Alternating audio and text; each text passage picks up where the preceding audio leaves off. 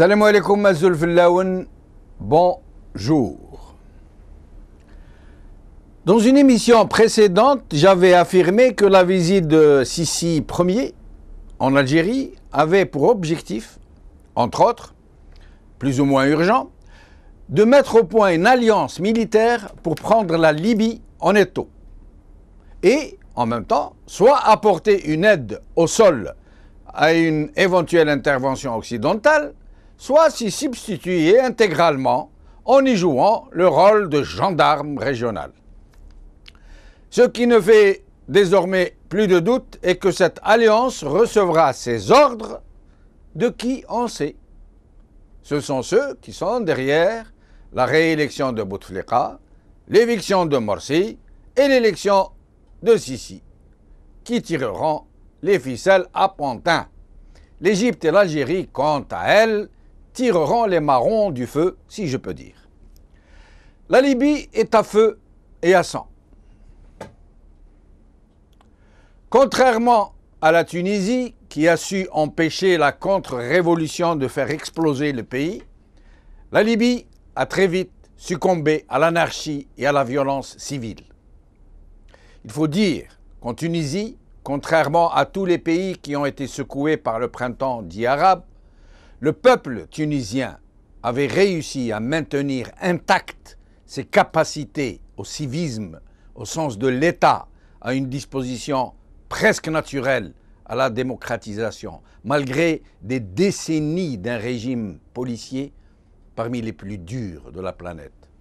La Tunisie est en train de réussir sa révolution pour la simple raison qu'elle dispose de la plus grande richesse dont peuvent s'enorgueillir les peuples, la disposition sociétale au civisme, à la cohésion sociale, dans une vraie diversité, même dans un antagonisme politique. En Libye, comme en Algérie, malheureusement, le régime de Kadhafi avait miné toutes les valeurs civiques de la société, dont il avait volé le pays, la souveraineté et jusqu'à la dignité. Son régime avait gavé le peuple de discours creux, comme en Algérie, en même temps qu'il y inséminait une corruption systémique de masse. Il en a extirpé la moindre capacité à tout changement éventuel de système, à toute transition sereine. Il était tout à fait évident que le peuple libyen allait tomber de Charybde en Scylla. C'était Kadhafi ou le chaos. De la même manière qu'aujourd'hui, le régime algérien nous dit ouvertement, publiquement, qu'il n'y a d'autre alternative que sa pérennité à lui ou la syrianisation de l'Algérie. Lui ou le déluge. En Libye, le naufrage était donc inéluctable. Pour tous ceux qui savent quel ravage Kadhafi avait commis sur les équilibres sociaux, sociétaux, tribaux, religieux, il avait infecté la mentalité et la société libyenne de maux qui l'ont rongé jusqu'à leur plus profond fondement. Il en a vite résulté ce que nous observons aujourd'hui. L'anarchie la plus débridée, l'apparition de seigneurs de la guerre, des groupes djihadistes aussi hétéroclites qu'ils sont dispersés, des dynamiques téléguidées par la CIA, une mainmise par des groupes armés sur des puits de pétrole, un exode massif de Libyens vers la Tunisie. De quoi inquiéter à juste titre les voisins et l'Occident apprenti sorcier qui s'était posé en sauveur, mais qui n'a finalement réussi qu'à lâcher les fauves. La Tunisie voisine est déjà saturée de réfugiés libyens. Ils ont fait flamber l'immobilier. Ils se sont installés comme s'ils ne devaient plus retourner dans leur pays. Parmi eux, les pro-Kadhafi ne restent pas les bras croisés et s'activent avec beaucoup d'énergie pour rajouter de l'huile sur le feu. Ce n'est pas l'argent qui leur manque vraisemblablement. La Tunisie vient d'ailleurs de déclarer qu'elle allait être contrainte de fermer ses frontières avec ce pays, malheureusement. L'Algérie et l'Égypte se retrouvent donc d'un côté et de l'autre de la Libye, ne cachent plus leur inquiétude, surtout depuis que le califat Daesh a commencé à faire des émules un peu partout dans la région. L'Occident est tout aussi préoccupé, sinon plus. Il a déjà procédé à des frappes ciblées contre des troupes djihadistes, mais il semble avoir opté, cette fois-ci, pour une intervention par des pays arabes interposés, l'Égypte et l'Algérie en l'occurrence, les nouveaux gendarmes de l'Afrique du Nord et du Sahel. Pourtant, pour ce qui concerne l'Algérie, il y a un problème de taille. Selon Sellel, le Premier ministre, qui répondait à un député qui l'avait interpellé sur cette question de l'intervention en Libye, la constitution du pays, a-t-il dit, et la doctrine de l'armée interdisent formellement toute intervention de celle-ci en dehors des frontières du pays. Or, il ne fait pas de doute que l'armée algérienne a déjà collaboré avec des forces occidentales en Libye, dans des opérations au sol. Il n'y a aucun doute là-dessus. Et qu'un vaste plan est en route pour qu'elle intervienne à l'avenir de façon très forte. Mais il faut signaler, et nos invités vont certainement en parler, qu'il semble bien que le Premier ministre, M. Sellel, ait menti au Parlement et que ce dernier a été incapable de relever un mensonge gros comme le Titanic. Doublement menti en fait. D'abord en affirmant que l'armée algérienne n'est pas intervenue, alors qu'elle est intervenue, et ensuite qu'elle n'interviendra en aucun cas, et ensuite lorsqu'il a affirmé que la constitution algérienne interdit à l'armée d'intervenir hors de ses frontières, il semble qu'il n'en est rien, et que la constitution ne prévoit rien de tel. En tout cas, personnellement, j'ai cherché, je n'ai pas trouvé. Mais bon, c'est la norme, c'est l'alien. Lui qui s'est publiquement indigné d'avoir été traité de menteur. Publiquement, il s'est indigné. Comment? Moi, menteur? Moi? Et il a juré. Wallah, il a juré publiquement. C'est un comique méditerranéen. Aujourd'hui, le Parisien, Libye, la Tunisie voisine envisage de fermer ses frontières.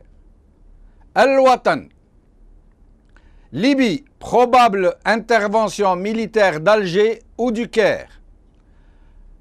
Le Monde, en Libye, le naufrage de la révolution. Pour en parler, nous accueillerons aujourd'hui Brahim Younsi, président de l'UDM, et Iskander Debach, militant des droits de l'homme. Mais commençons par écouter Sellel dans ses heures, dans cette déclaration dont je viens de vous parler. Vidéo, s'il vous plaît. على هذاك كان بعض الإخوة تكلم قال باللي أو سمع باللي الجيش راح يقوم بعمليات في دول أخرى. هذه احنا ما عندناش وما تكونش نهائيا وللأبد. دونك رانا دونك بوتفليقة هنا ما تكونش غير نكونوا مهنيين نهائيا وللأبد. احنا الجيش تاعنا وهذا أمر دستوري. هذا أمر دستوري وهذه عقيدة الثورة. احنا ما ندخلش في أمور جيراننا. Le premier journal de ce mercredi 11 juin 2014, Marine de la Moissonnière. Bonjour. En Libye, la traque des djihadistes aurait commencé. Nous vous en parlions hier. Une offensive serait en cours dans le désert. Offensive menée par l'armée algérienne et les forces spéciales américaines et françaises. Alger dément. Pourtant, l'information émane de sources réputées très fiables qui se sont confiées à Akram Kariev, journaliste du quotidien algérien El Watan. Omar Ouaman l'a contacté. Il y a une intervention franco-américaine avec un soutien algérien plutôt. L'Algérie apporte un soutien logistique et militaire à cette opération. La présence algérienne consiste surtout en une tentative de barrer tout reflux terroriste vers l'ouest ou vers le sud. Il doit y avoir un régiment de parachutistes et un demi-régiment de soutien, soit à peu près 5000 hommes, qui font le va-et-vient des deux côtés de la frontière. Voilà, il suffit de démentir. Ils font ce qu'ils veulent, ils disent non, non, c'est pas vrai. Voilà. Avec nous, Iskandar Debbash, merci de nous avoir rejoints, Iskandar. Bonjour Jamal. Bonjour, ça va, Labas, alhamdoulilah, Aïd Mabrouk. Ce que je voulais te dire, Jamal, je viens d'écouter le discours de Sellal, et là j'en suis resté pantois. Eh oui, eh oui, eh oui. Je peux te dire. Il nous étonnera toujours. Sans sourciller. Oui, oui, il nous étonnera toujours, ce monsieur. C'est un véritable phénomène. Absolument. Je peux dire sans sourciller qu'il ment, et c'est un menteur. Parce que non seulement les forces, l'Algérie a intervenu en Libye en y envoyant ses forces spéciales, mais ce n'est pas la première fois. L'Algérie a déjà intervenu en Somalie contre les Shabab somaliens, aux côtés des forces armées éthiopiennes, auxquelles elle a mis à disposition tous ses moyens logistiques, et notamment son aviation de transport militaire. Et en conséquence, il y a eu même des dégâts, puisque les Shabab s'en sont pris à deux fois à des aéronefs de l'armée de l'air algérienne, des Ilyushin 78 MD Midas, tout neuf, absolument tout neuf, qui venait à peine d'être réceptionné par l'Algérie. Et le premier a été abattu parce qu'il a été touché au train d'atterrissage par un RPG tiré par des combattants des Shabab somaliens. Et le deuxième a été également endommagé. Mais le premier a été entièrement détruit. Eh ben.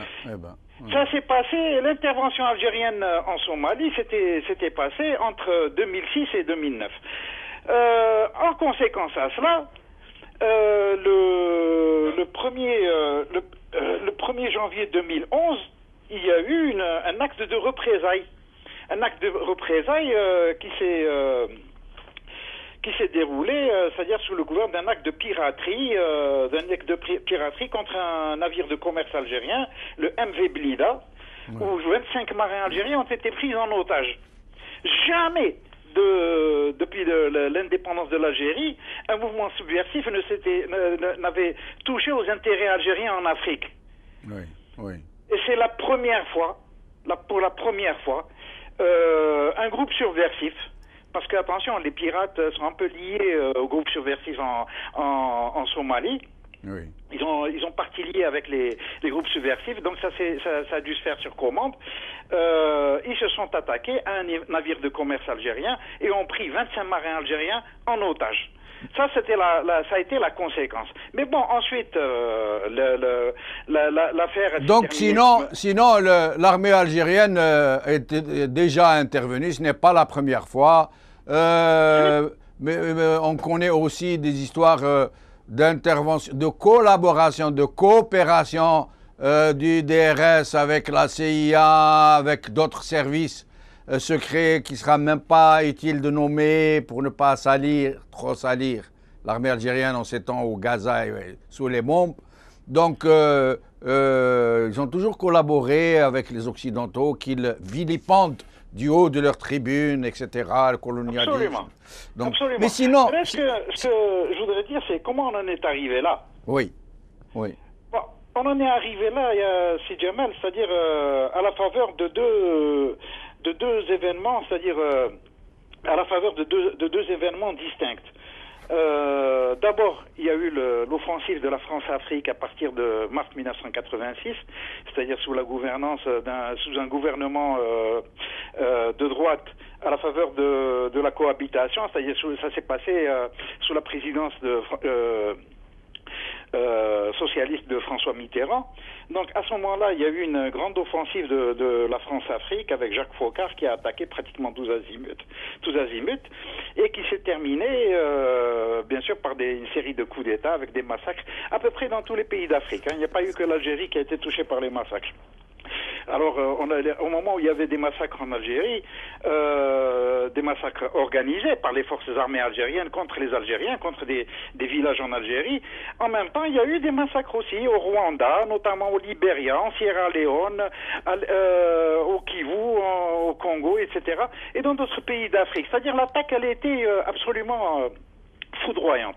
L'offensive de la France-Afrique a été pratiquement foudroyante. Et tout cela a été piloté, bien sûr, par qui l'on sait, par les services français notamment et des personnes que l'on connaît bien, puisque plusieurs personnalités ont été impliquées justement dans ces faits. Et en Algérie, voilà, il y a que les services algériens ont passé à un stade de non-retour avec les massacres de population civile. Oui, oui. Les massacres de population civile, et à partir de là, c'est-à-dire ils ne pouvaient plus rien faire. Ouais. Ils ont compris trop tard qu'ils ne pouvaient absolument plus rien faire. Que si la France leur donnait l'ordre, parce qu'il n'y avait pas que la France qui s'est mise dans la course, il y avait aussi les États-Unis qui ont voulu profiter de l'aubaine. Qui leur faisait du chantage aux poursuites internationales pour crimes contre l'humanité. Absolument. Mais voilà. Bon, c'est un peu comme, vous savez, un peu comme contre Saddam Hussein, hein, quand on lui a fait du chantage pour crime contre l'humanité, pour l'affaire des armes chimiques utilisées dans le nord de l'Irak, contre les Kurdes.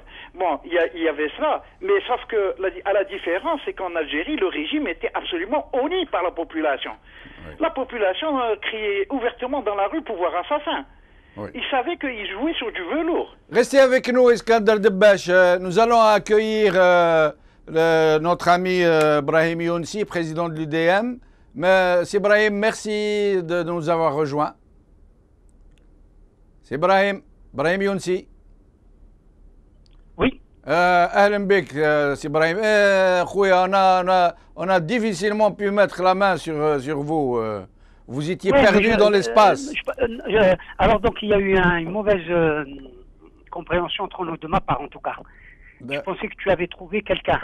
Ah non. Il était question qu'il y ait avec nous M. Brahim Younsi, qui soit accompagné par notre analyste pour faire ensemble des... D'accord. J'avais donc mal compris. Alors, c'est Brahim, avant de commencer à en parler, puisque vous n'étiez pas là, on va repasser un court passage de Sedlel. Je vais d'abord vous poser une question. Vous l'avez entendu le jour où il a dit je suis un menteur, moi. Wallah al-azim mani kadhab. Vous l'avez entendu? Absolument. Bon. Absolument. Alors, je vais vous faire entendre un extrait de ce qu'il va dire maintenant. D'accord. أو سمع باللي الجيش راح يقوم بعمليات في دول أخرى. هذه احنا ما عندناش وما تكونش نهائيا وللأبد. دونك رانا دونك بوتفليقة هنا ما تكونش، غير نكونوا مهنيين نهائيا وللأبد. احنا الجيش تاعنا وهذا أمر دستوري. هذا أمر دستوري وهذه عقيدة الثورة. احنا ما ندخلش في أمور جيراننا. Alors, Ibrahim, vous avez entendu? Oui, globalement, oui. Alors, d'abord, il dit, on n'est jamais intervenu, on n'interviendra jamais à l'éternité.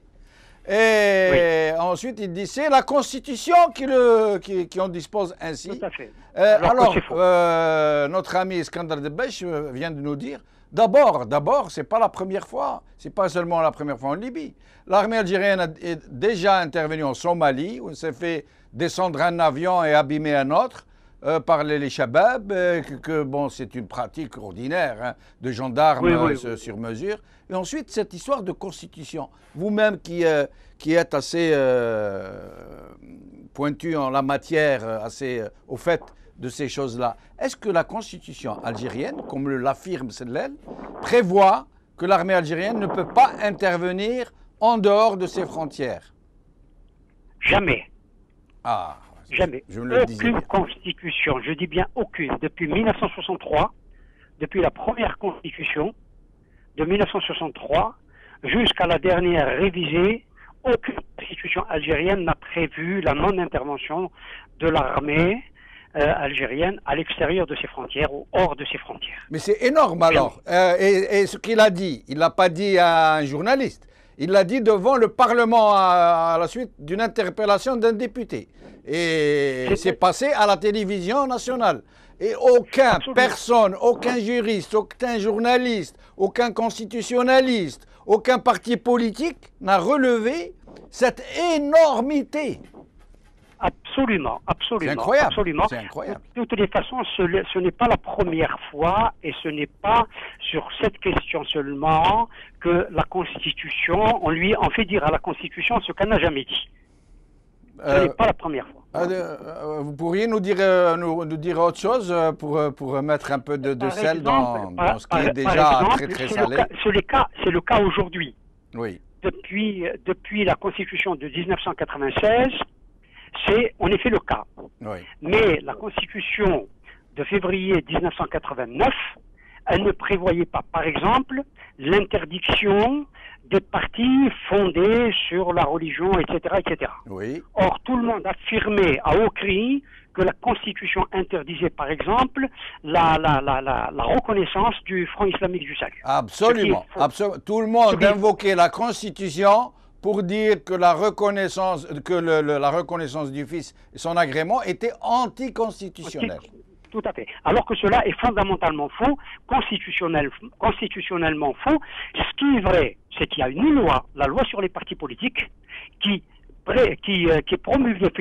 prévoyait, effectivement, qui disait que les partis fondés sur la religion, qui appartenaient à des internationales, etc., étaient interdits. Voilà. N'avaient pas le droit d'exister. Mais c'est la loi elle-même qui était anticonstitutionnelle. Voilà. C'est-à-dire que là encore, le Conseil constitutionnel n'a pas fait son travail, ou méconnaissait, ou ignorait, ou méprisait, ou a fait exprès d'ignorer. Complètement. Voilà. Complètement. Et la plupart, sinon la majorité, sinon la quasi-totalité des députés algériens et du personnel politique algérien, et parmi tous les leaders, méconnaissent et ne connaissent pas la Constitution. Eh ben, c'est malheureusement vrai parce que nous le constatons aujourd'hui. Vous venez de nous confirmer que la Constitution ne prévoit pas ce que M. Sedlel affirme qu'elle prévoit, c'est-à-dire notamment intervenir en dehors de ses frontières hors d'un état de guerre. Donc, il l'a dit face à un Parlement. Personne n'a relevé, ni les présidents des partis politiques, ni la presse, ni les constitutionnalistes, ni personne. Mais sinon, qu'est-ce que vous pensez de cette intervention de l'armée algérienne, aux côtés, paraît-il, de l'armée égyptienne qui se profile déjà à l'horizon, en Libye, contrairement à ce qu'affirme M. Sedlel? On peut penser que, de toutes les façons, l'Occident, de façon générale, les États-Unis et la France en particulier, ont intimé l'ordre à des pays du Maghreb, aux armées maghrébines, d'intervenir en Libye. Certains journaux parlent de barrages pour combattre le terrorisme, ou ce qu'ils appellent le terrorisme. Pour endiguer le terrorisme. Absolument. Du côté l'armée égyptien, algérienne est partie prenante, notamment avec l'armée égyptienne. Il y a même les Marocains qui sont engagés, l'armée tunisienne qui est engagée, etc. Il n'y a pas que l'armée algérienne. Ça veut dire nous allons devenir les gendarmes de ces messieurs qui ne veulent plus se salir les mains, les pognes. Ils sont les sous-traitants depuis déjà, notamment depuis que l'Égypte a fait le coup d'État aux frères musulmans. Voilà. Toute cette partie du monde est sous l'autorité et sous la direction des États-Unis d'Amérique notamment, de l'OTAN en particulier, pour effectivement endiguer, comme vous dites, toutes les actions dites terroristes dans cette région du monde. Sinon, d'après vous, moi, j'ai ma petite idée sur la question, mais je vais vous la poser, puis je la poserai à Iskandar. D'après vous, qui seraient les commanditaires de cette stratégie, de cette tactique? Qui serait derrière? Qui est derrière la réélection de Bouteflika, l'élection de Sisi, le dégommage de Morsi et l'érection de ces pays en gendarmes? Pour le deviner ou le savoir. Oui, mais dites-le nous. C'est les États-Unis d'Amérique. Oui. Et les États-Unis d'Amérique, il y a des sous-traitants aussi en Europe. La France en particulier. Oui. Et l'Israël, il n'aurait pas quelque chose à voir là-dedans? Je n'ai pas entendu. Israël ne serait pas impliqué? Non, de toutes les façons, toutes ces actions-là, Israël, même quand elle n'est pas impliquée de façon directe, elle est impliquée de façon indirecte. Tout cela se fait dans le but de la protection de l'État d'Israël. Iskandar, Cela est clair. Iskandar Debache. Oui, je suis là. Alors, je vous pose la même question. D'après vous, qui serait derrière, qui est le tireur de ficelle à Pantin de ces futurs gendarmes qui vont intervenir maintenant sur ordre de leur boss, de leur patron? Jamal, en ce moment, on est en train d'assister à une corrélation dans l'action de plusieurs actions conjuguées, c'est-à-dire à travers le monde. D'abord, on a vu l'émergence ces derniers temps d'une mouvance ultra-sioniste en Europe. Oui. Cette même mouvance ultra-sioniste qui a fomenté le renversement du pouvoir en Ukraine, un renversement qui s'est fait contre un gouvernement légalement élu, attention. Oui. Et en l'occurrence, le gouvernement Yanukovych. Ensuite, et tout ça se fait, c'est-à-dire tout cela est coordonné un peu par les États-Unis. Et tout ça, si vous voulez, et en ce moment, il y a cette mouvance d'Afrique du Nord, enfin du Maghreb arabe, en corrélation avec l'Égypte, avec la péninsule arabique, les pays composant la péninsule arabique, etc. Et derrière tout ça, on a un chef d'orchestre. On suppose que ce sont les États-Unis. Mais bon, personnellement, moi, je n'ai pas je fais que constater les effets de ce mouvement. Vous voyez ce que je veux dire? Et Iskandar Debache, je vous remercie. On va être obligé d'abréger. On est arrivé presque à la fin.